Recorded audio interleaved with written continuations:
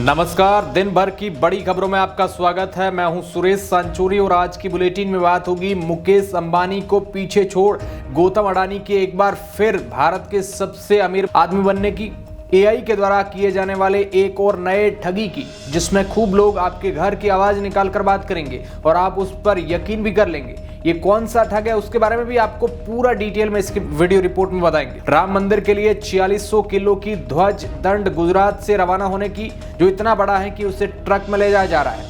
इसी के साथ बात करेंगे लोकसभा चुनाव से पहले लागू होने वाले सीए की।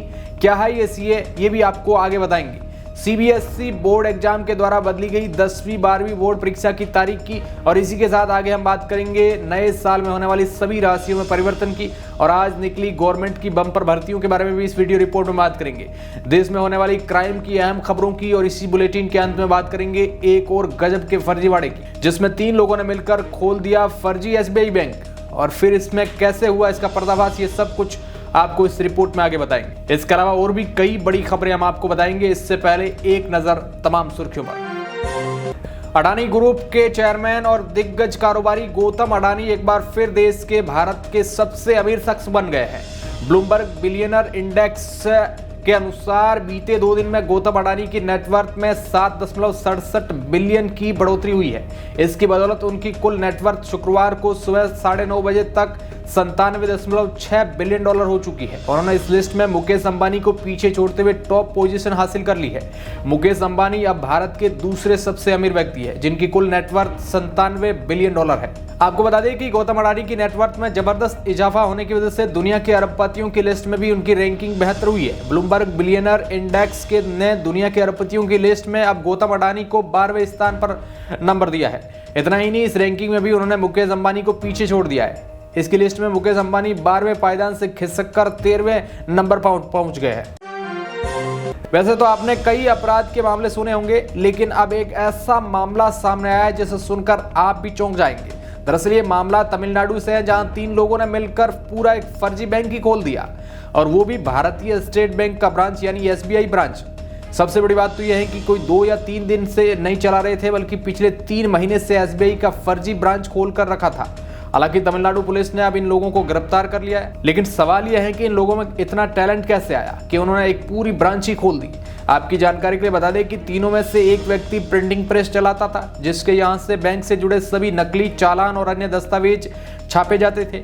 इसके साथ ही रबर स्टैंप वाली दुकान से बैंक के स्टाम्प आदि तैयार करके लगाए जाते थे, ताकि लोगों को इसके फर्जी होने का शक पैदा ना हो। लेकिन जब इनका पर्दाफाश हुआ तो सबके पैरों तले जमीन खिसक गई। ये नकली एसबीआई बैंक तब संदेह के घेरे में आ गया जब एक एसबीआई ग्राहक ने पंद्रुती में शाखा को देखा और असली एसबीआई शाखा के ब्रांच मैनेजर से इसकी शिकायत की। नई शाखा के बारे में जानने के बाद एसबीआई जोनल अधिकारी भी चौंक गए। इसके बाद कार्यालय ने बैंक मैनेजर को इसकी जानकारी दी और फिर इन बदमाशों को दबोच लिया गया। गिरफ्तार किए गए लोगों में एक पूर्व बैंक कर्मचारी का बेटा भी शामिल है।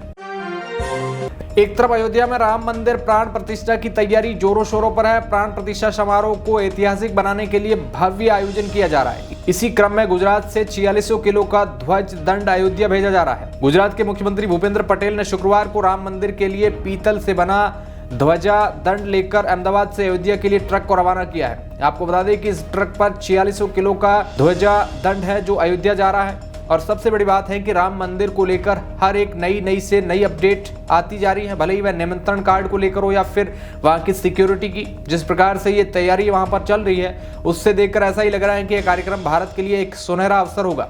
और ऐसा ही हर एक अपडेट पाने के लिए आप इस चैनल को जरूर सब्सक्राइब कर सकते हैं, ताकि आप तक ताजा अपडेट सबसे पहले मिल सके। अगली खबर की बात करते हैं।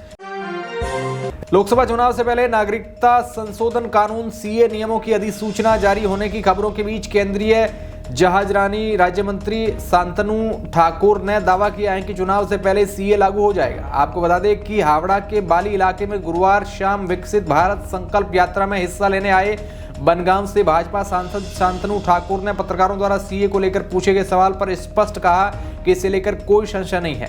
लोकसभा चुनाव के पहले ही पूरे देश में सीए लागू हो जाएगा। उन्होंने ये भी कहा कि आगामी लोकसभा चुनाव में भाजपा 400 से ज्यादा सीटें जीतेगी और प्रधानमंत्री नरेंद्र मोदी के नेतृत्व में लगातार तीसरी बार केंद्र में सरकार बनेगी। सबसे पहले ये जानते हैं कि आखिर ये सीए क्या है।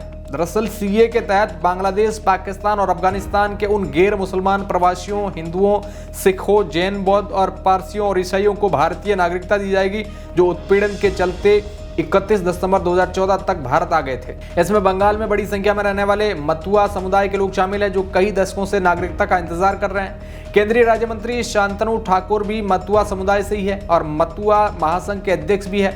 वैसे इससे लेकर आपकी क्या राय है, क्या लागू होना चाहिए या नहीं? अपनी राय हमें कमेंट के माध्यम से जरूर बताएं। अब बढ़ते हैं अगली खबर की तरफ।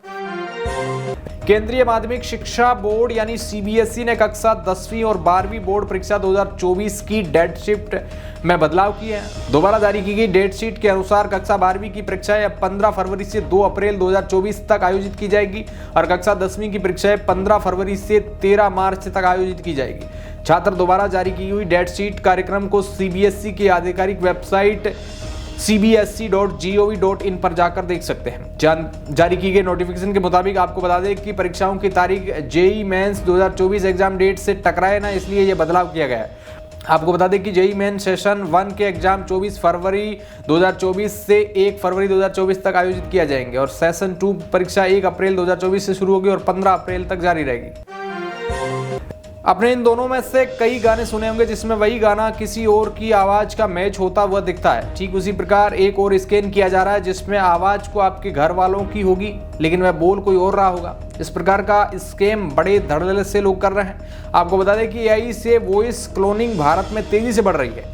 एआई की मदद से लोगों की आवाज की कॉपी की जा रही है और फिर ठगी को अंजाम दिया जा रहा है। ठगों के लिए यह एक नया हथियार बन गया है। फैमिली के किसी एक मेंबर की आवाज को ये ठगी कॉपी करके अन्य मेंबर को कॉल करते हैं और इमरजेंसी का बहाना बनाकर पैसे मांगते हैं। कई बार ये निजी जानकारी भी मांगते हैं। आज हम आपको एआई वॉइस क्लोन से होने वाली ठगी को पहचानने के 4 तरीके बताएंगे। उन तरीकों को अगर आप फॉलो करते हैं तो आप भी बड़ी ठगी का शिकार होने से बच सकते हैं। अचानक से किसी करीबी का कॉल आना, यदि आपके पास किसी अपने बेहद ही करीबी का कॉल आता है और वह भी नए नंबर से, तो आपको बहुत ही सावधान रहने की जरूरत है। कॉल आने के समय का भी ध्यान रखें।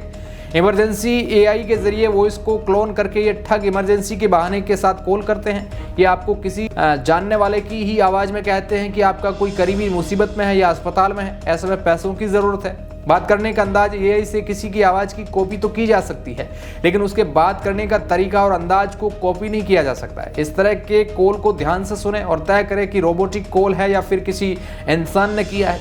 हालांकि एआई के जरिए आज इतनी एडवांस हो चुकी हैं कि आवाज का पता भी बहुत मुश्किल से लगाया जाता है। आवाज बिल्कुल हूबहू आवाज भी मैच कर दी जाती है लेकिन कुछ हद तक आप पहचान सकते हैं। पैसे की मांग वो कर सकते हैं। यदि कॉल फोन करके अपने से पैसा कोई मांगता है तो सतर्क हो जाए। इसके अलावा यदि आपसे कोई बैंक अकाउंट की जानकारी भी मांगता है तो उन्हें ना दे, भले ही उसकी आवाज आपके किसी जानने वाले से मेल खाती हो। वही अगली खबर की बात की जाए तो देश की राजधानी नई दिल्ली में कड़ाके की ठंड लोगों को परेशान कर रही है। वहीं सुबह और शाम के वक्त कुछ इलाकों में घना कोहरा भी परेशानी बढ़ा रहा है। मौसम विभाग की माने तो अब दिल्ली में और सर्दी बढ़ेगी। आज पूरा दिन दिल्ली में धूप गायब हो रही जिसके चलते लोगों को ठंड का एहसास हुआ। कल की बात करें तो कल भी नई दिल्ली में कोल्ड डे की स्थिति रहेगी। वहीं आने वाले दिनों में दिल्ली में बारिश के चलते ठंड बढ़ सकती है। मौसम विभाग की माने तो आज यानी 6 जनवरी को नई दिल्ली में न्यूनतम तापमान 9 डिग्री और अधिकतम तापमान 15 डिग्री दर्ज किया जा सकता है। इसी के साथ कल नई दिल्ली में कोल्ड डे की स्थिति बने रहने वाली है। कल भी दिल्ली वासियों को धूप के दर्शन नहीं होंगे। 7 जनवरी की बात करें तो नई दिल्ली में घना कोहरा देखने को मिलेगा।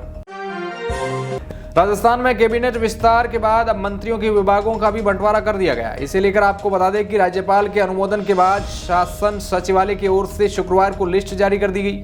मुख्यमंत्री भजनलाल शर्मा ने अपने पास गृह विभाग, आबकारी विभाग और भ्रष्टाचार निरोधक ब्यूरो समेत 8 विभाग रखे हैं। सीएम के बाद सबसे ज्यादा विभाग डिप्टी सीएम दिया कुमारी को सौंपे गए। दिया कुमारी को वित्त विभाग, पर्यटन विभाग और महिला व बाल विकास समेत 6 मंत्रालय सौंपे गए हैं। राजस्थान में 12 कैबिनेट और 10 राज्य मंत्री बनाए गए। इनमें 5 राज्य मंत्री यानी स्वतंत्र प्रभार है। वहीं भजनलाल शर्मा के पास कार्मिक विभाग, आबकारी विभाग, गृह विभाग, आयोजना विभाग, सामान्य प्रशासन विभाग, नीति निर्धारण प्रकोष्ठ, सूचना और जनसंपर्क विभाग, भ्रष्टाचार निरोधक ब्यूरो समेत कुल 8 विभाग हैं। बात करें अगली खबर की तो मामला दिल्ली के रोहिणी जिले का। एक महिला मां बनने की चाहत को पूरा करने के लिए अस्पताल से नवजात बच्ची का अपहरण कर लिया। उन्होंने वारदात के दौरान बच्ची की मां हॉस्पिटल के लेबर वार्ड में भर्ती थी। मामले की शिकायत मिलते ही पुलिस ने जांच शुरू कर दी। पुलिस ने नवजात बच्ची के अपहरण के ब्लाइंड केस को 24 घंटे के अंदर सुलझाया। आरोपी महिला को गिरफ्तार कर पुलिस ने बच्ची को भी सकुशल बरामद कर लिया है। रोहिणी के डीसीपी गुरुइकबाल सिंह के मुताबिक आरोपी महिला ने पकड़े जाने के बाद बताया कि उसकी मां बनने की इच्छा थी, मगर वह मां नहीं बन सकती थी, लिहाजा उसने अस्पताल से बच्ची को उठा लिया। और डीसीपी ने बताया कि 3 जनवरी को एक महिला ने पुलिस में शिकायत दी थी कि उसकी नवजात बच्ची का किसी ने अपहरण कर लिया है। वारदात को उस वक्त अंजाम दिया गया था जब महिला बीएससी हॉस्पिटल के लेबर वार्ड में एडमिट थी। एफआईआर दर्ज कर मामले की जांच शुरू कर दी गई। दिल्ली पुलिस ने सबसे पहले अस्पताल के अंदर बाहर और आसपास के इलाकों में सीसीटीवी फुटेज चेक किए। एक सीसीटीवी में महिला लेबर वार्ड के कॉरिडोर से बच्ची को ले जाते हुए नजर आई। अगली बड़ी खबर हमारे ही पड़ोसी देश पाकिस्तान की है। पाकिस्तान का बलूचिस्तान सूबा इन दिनों नागरिकों के विरोध की वजह से उबल रहा है। इन प्रदर्शनों की शुरुआत पिछले साल हो गई थी, जो एक नए साल में भी जारी है। इस पूरे विरोध का चेहरा एक्टिविस्ट महरंग बलोच बनी हुई है। प्रदर्शनकारियों का कहना है कि बलूचिस्तान में हत्याएं और अपहरण की घटनाएं बहुत अधिक बढ़ गई हैं। उधर पाकिस्तान की सेना ने गुस्से को शांत करने के लिए कार्रवाई भी तेज कर दी है, जिसका मानवाधिकार संगठनों ने विरोध किया है। इस बीच बलूच संगठनों ने अपनी मांगों को लेकर संयुक्त राष्ट्र के दफ्तर के सामने प्रदर्शन करने का ऐलान किया है। आखिरकार इस प्रदर्शन की वजह क्या है, चलिए जानते हैं। इसके बारे में भी आपको डिटेल में थोड़ा बता देते हैं। दरअसल ताजा प्रदर्शन 24 वर्षीय बलूच युवक बालाच मोला बख्श की हिरासत में हत्या के बाद शुरू हुआ है। आपको बता दें कि बख्श को 29 अक्टूबर 2023 को आतंकवाद निरोधक पुलिस अपने साथ ले गई थी। अधिकारियों ने दावा किया कि उसे विस्फोटकों के साथ पकड़ा गया था। उसे लगभग 1 महीने तक हिरासत में रखा गया और 23 नवंबर 2023 को बख्श की जमानत याचिका पर सुनवाई होने के एक दिन पहले उसकी मौत हो गई। अधिकारियों ने दावा किया कि सहित एक प्रतिबंधित समूह के 4 आतंकवादी बलूचिस्तान के एक शहर तुर्बत में पुलिस के साथ गोलीबारी के दौरान मारे गए। हालांकि बख्श के परिवार ने आतंकवाद के दावे का खंडन किया और कहा है कि उनकी मृत्यु पुलिस हिरासत में हुई। इसके बाद ही विरोध प्रदर्शनों की शुरुआत हुई है। अब इन खबरों को लेकर आप क्या सोचते हैं, कमेंट के माध्यम से हमें जरूर बताएं। और ऐसी ही खबरों के अपडेट रहने के लिए आप इस चैनल आर मीडिया चैनल को सब्सक्राइब करें, क्योंकि इसी प्रकार की ताजी खबरें केवल आपको आर मीडिया चैनल पर ही मिलेगी। धन्यवाद।